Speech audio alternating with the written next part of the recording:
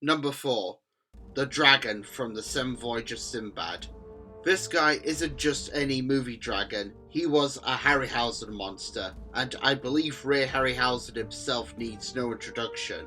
It would be criminal not to include any of his monsters on this list.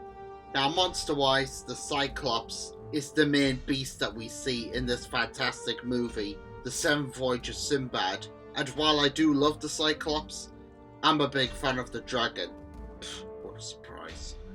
Who guards Sakura's underground castle from the Cyclops race, or One-Eyed Giant as they are sometimes referred as.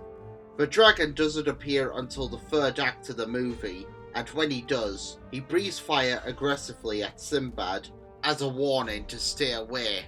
However, later on when a second Cyclops shows up, the dragon breaks free, with some help, and charges towards the One-Eyed Giant where they fight at the cave entrance, even though the battle starts inside. Now this fight isn't as long as the other monster battles in Golden Voyage and Eye of the Tiger, but it's still a highlight. The dragon crushes the Cyclops' windpipe and goes after Sinbad and crew, only to be taken down by a giant bow and arrow that was built for the Cyclops. Interestingly, when the dragon battles the Cyclops, he doesn't breathe fire into his eye.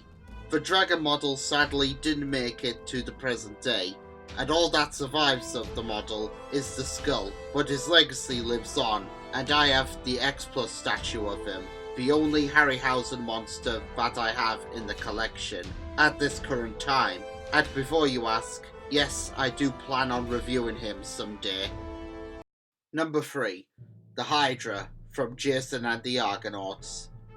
Another Harryhausen monster, but this one is from Jason and the Argonauts, which is the best out of all the Harryhausen movies and the most legendary fantasy film of all time. What makes this film so great are its monsters: Talos, the Skeleton Army, and my favourite, the seven-headed Hydra, who is the guardian of the Golden Fleece.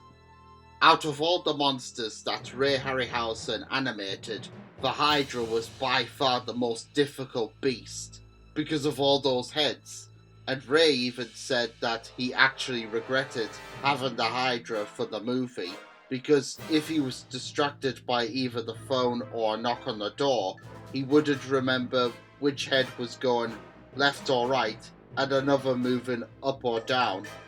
And not to mention that he also had to check the lights in as well, and he did all this by himself with no assistance. Well, not until Clash of the Titans, which came many years later. But the Hydra himself is a pretty damn awesome creature, and if it weren't for him and his monster co-stars, then it's possible that Jason and the Argonauts wouldn't be as famous as it is today. Many people will probably think of the Hydra from Disney's Hercules, but I think of Harryhausen's Hydra, and he is one of those models that wasn't cannibalized into another character and is still around to this day. Some people may say Casablanca or Citizen Kane. I say Jason and the Argonauts is the greatest movie of all time. Quote from Tom Hanks. Number 2. King Kong from the King Kong films. Cinema today would be incomplete if it weren't for that master craftsman of stop-motion animation, King Kong, the eighth wonder of the world. The giant gorilla, who is the king of Skull Island, first hit the silver screen in 1933, and what made Kong so memorable was not only the stop-motion that was done by Willis O'Brien, but he was a character who we can all relate to.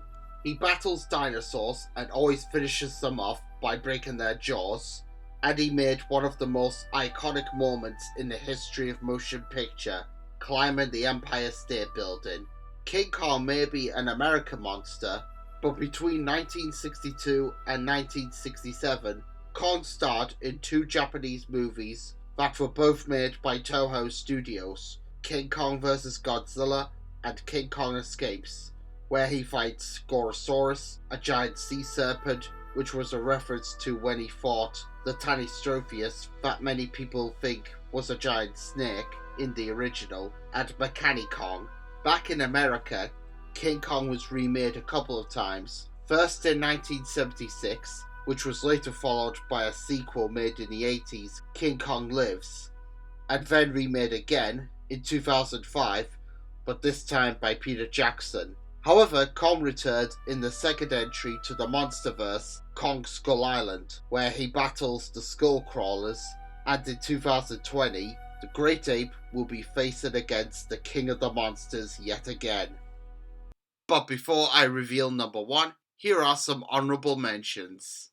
Category 4 Kaiju, Otoshi, has the largest fan base, so it wouldn't be right if she were not included.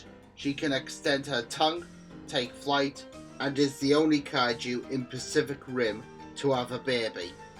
The giant scorpions from Clash of the Titans were not the only stop-motion monster scorpions to appear in a movie. Many years earlier, the Black Scorpion terrorized 1950s Mexico, and the stop-motion was done by Willis O'Brien, the same guy who brought the original King Kong to life.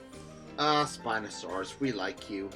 But Jurassic Park 3 sucks, and Rexy has the biggest fan base. Spinosaurus was a big change from the usual Tyrannosaurus Rex.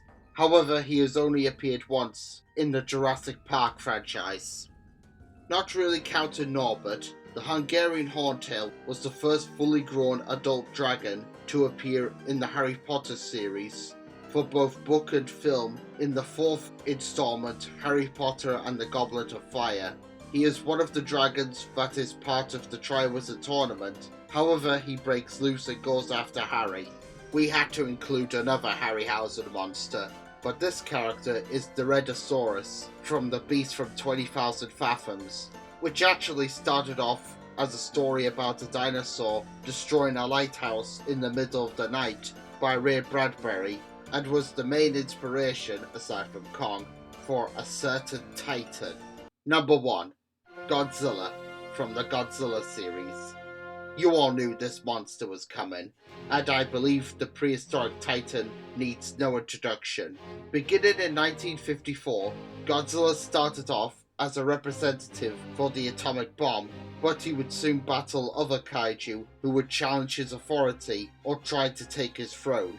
Some of these monsters, such as Gigan, Mechagodzilla, and King Ghidorah, would be his greatest foes, and others, like Anguirus and Mothra, would start off as enemies, but would eventually become his allies. Godzilla has been both a hero and a villain depending on the mood of the films and the era of the period, and he has been the star of 33 movies and the upcoming Godzilla vs. Kong for next year. He is a cross between a Tyrannosaurus Rex, an Iguanodon, and a Stegosaurus, due to the dorsal spines on his back, and he can breathe atomic breath in the place of fire.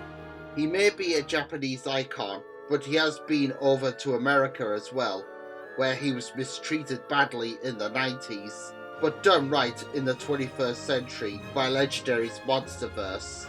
And Godzilla may always be remembered as a guy in a suit smashing model cities, but regardless, he will forever be known as the King of the Monsters.